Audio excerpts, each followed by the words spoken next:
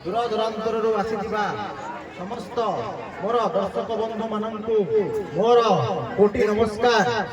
मु श्रीमान आकाश नंद, मो पिता हेले श्रीजुक्त पांडव नंद एवं मोर माता हेले स्वर्णलता नंद एवं मोर जनिबापा हेले स्वर्गत उत्तम नंद। आज मु आपनक सम्मुखरे एही मंचरे उपस्थित होई महाराज सेवा कार्य नियुक्त होइथिबारु निजकु धन्य मन करुछि। महाराज जेहेतु एही ग्रामर गोटे बासिंदा आपनक सम्मुखरे मोर संक्षिप्त परिचय रखिबाकु मु निजकु धन्य मन करुछि। आपनक आदेश क्रमे किंबा आपण आदेश देले मु मोर परिचय पत्र को आगे नेबे। धन्य हेले निजर परिचय प्रदान कर महाशय। धन्यवाद महाराज। तो मोर जेजेबापा स्वर्गत उत्तम नंद जे राइसर पदर रे जन्मग्रहण करथिले परे परे एही पवित्र माटी सिंद्रापाली को से आसीथिले एवं एठारे ही से निजर राजनैतिक एवं पांडित्य कार्यक्रम आरंभ करथिले। बहुत अल्प समय मध्यरे एही सिंद्रापाली वासिंक हृदय रे गोटे स्वतंत्र स्थान से प्रतिष्ठा करि पारिथिले एवं आम अंचलर बहु जनहित कार्य निजकु नियुक्त करे गोटे श्रेष्ठ विवेचित पंडित भाव निजकु स्थापन करथिले जहा फल तांकु अनुकरण करे मोर पूज्य पिताश्री मोर काकाश्री एवं मोर बड़ बापा एही मार्ग को सेमाने अनुकरण करे सेमाने मध्य आमर विभिन्न समाजर हित कार्य निजकु नियुक्त करथिले। आम्हे तांकर सुयोग्य दायदगण तांकु अनुकरण करे आमे मध्य आज समाजर किछि ना किछि कार्य निजकु नियुक्त करछु महाराज।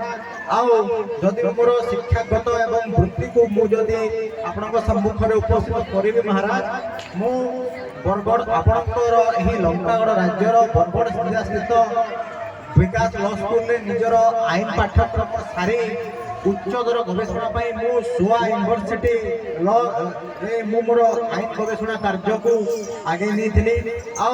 महाराज सही समय रे मु दुईटी रिसर्च पेपर बा आईन गवेषणा पेपर आंतर्जातिक स्तर रे मु पब्लिश करथिले। महाराज आपनक आशीर्वाद हमर ग्रामवासी आशीर्वाद रे मु विश्वस्तरीय अवार्ड रे सम्मानित होइथिले महाराज। मु वर्तमान मु ओडिशा हाईकोर्ट रे एडवोकेट भाबे कार्यरत। महाराज मु एक पुस्तक रचना करथिनी जार नाम हैला know your legal rights as a citizen of India. तो मु एही पुस्तक विषय आपण माननको टिके संक्षिप्त रे कहिबा को चाहू। महाराज आपणकर दिग्दर्शन रे आपणकर आईन गवेषक माने जो आईन गुड़िक लिखिथिले मोर सौभाग्य जे मोर आईन पाठ्य समय रे सही पुस्तक को पढ़ीथिली। सही पुस्तक गुड़िक विभिन्न भाग में विभक्त। मु चिंता कली जे जेहेतु आपणकर राज्यर गोटे आईन सेवक से पुस्तक गुड़िक बहु भाव विभक्त महाराज। मु भाविले कि जदि यही सब पुस्तक को गोटे पुस्तक रे सीमित करदेवी सरल एवं सुंदर भाव में जदि मुझे व्याख्या करेंगे तो महाराज आपण देइथिबा ज्ञान को हमर राज्यवासी बहुत सुरुखुरु बुझी पढ़ी निज जीवन रे से माने कार्य उपयोग रे लगाई पारिबे महाराज। तो सही पुस्तक नाम हला know your legal rights as a citizen of India. सही पुस्तक 7टी अध्याय रे विभक्त। सही पुस्तक रे वर्णना होइछि जी आपनकर जो मौलिक अधिकार हला आपण केमिति एफआईआर रजिस्ट्री करिवे, आपण केमिति कोर्ट रे केस केमिति आपण स्टार्ट करिवे सब सही पुस्तक रे लिखित महाराज। सही पुस्तक जे कौन से व्यक्ति पढ़ी से सरल भाषा दर्शाई जाइए महाराज।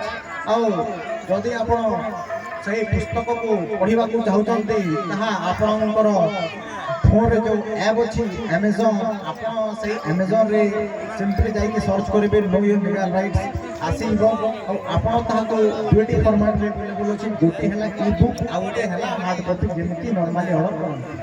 ତ ମହାରାଜ ଆପଣ ଯଦି ସେ ଇ ବୁକ୍ ପଢ଼ିବାକୁ ଚାହୁଁଛନ୍ତି ଆପଣ 49 ଟଙ୍କା ଦେଇ ମାତ୍ର ଆପଣଙ୍କ ଫୋନ୍ ପେ ସାହାଯ୍ୟରେ ଦେଇ ଆପଣ ସେ ପୁସ୍ତକକୁ ଆପଣ ଆପଣଙ୍କ ମୋବାଇଲ ସାହାଯ୍ୟରେ ପଢ଼ିପାରିବେ ମହାରାଜ।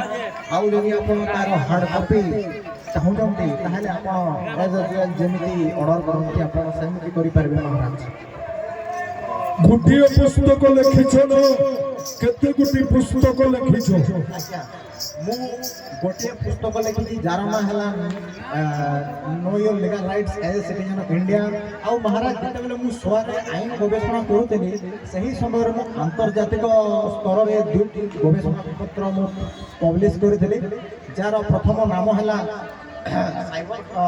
ସାଇबर ଫ୍ରଡ୍ ଇନ୍ ବ୍ୟାଙ୍କିଂ ସେକ୍ଟର ଆଉ ଗୋଟେ ହେଲା ମହାରାଜ ଲ ଅର୍ଡର ଆଣ୍ଡ ମୋରାଲିଟି।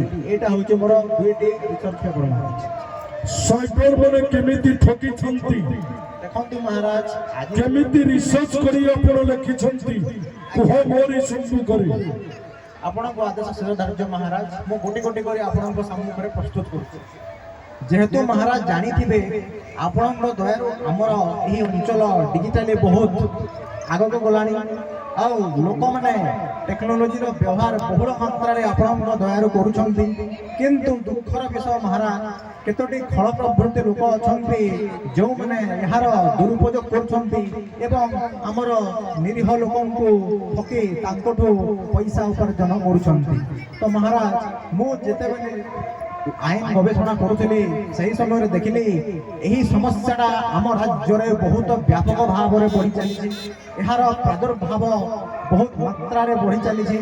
ତ ମୁଁ ଏହା ଉପରେ ରିସର୍ଚ୍ଚ କରି ପାଇଲି ଯେ ଆମର ଯେଉଁ ସାଇବର ଫ୍ରଡ୍ ଅଛନ୍ତି ସେମାନେ ଆମର ନିରୀହ ଲୋକମାନଙ୍କୁ କିଛିଟା ଫେକ୍ ଲିଙ୍କ ପଠାଉଛନ୍ତି, ତାଙ୍କୁ ପ୍ରଲୋଭନ ଦେଖାଉଛନ୍ତି, ଟଙ୍କା ରୋଜଗାର କରିବାର ବିଭିନ୍ନ ପ୍ରକାର ଥାର୍ଡ ପାର୍ଟି ଆପ୍ ତାଙ୍କୁ ଦେଉଛନ୍ତି ଆଉ ଆମର ନିରୀହ ସରଳ ଲୋକମାନେ ସେଥିରେ ନ ଜାଣି ସେ ତାକୁ ଆଗେଇ ନେଉଛନ୍ତି ଆଉ ସେମାନେ ସେଥିର ଶିକାର ହେଉଛନ୍ତି ମହାରାଜ।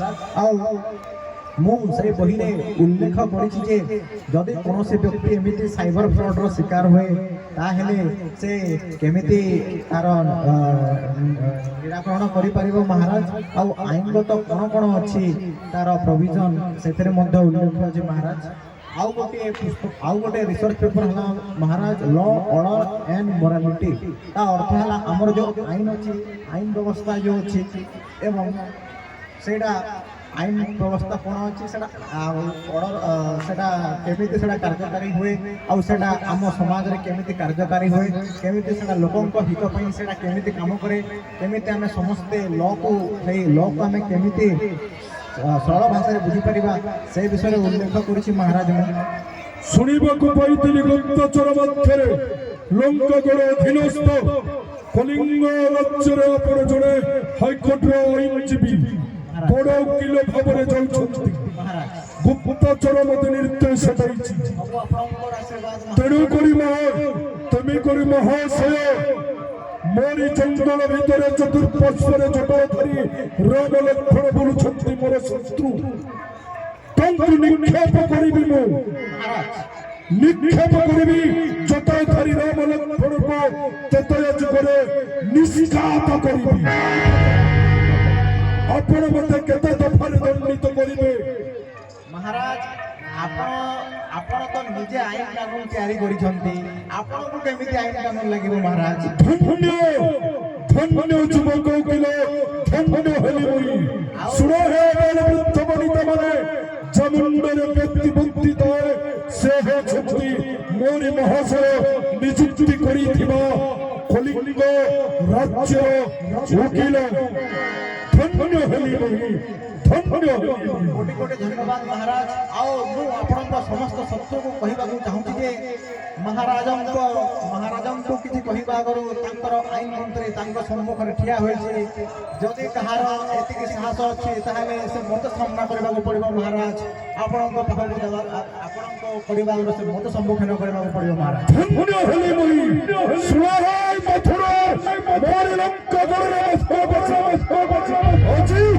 ମୋରି ଆଇନଜୀବୀ ସମ୍ମୁଖରେ ଉପସ୍ଥିତ ହୋଇଛି।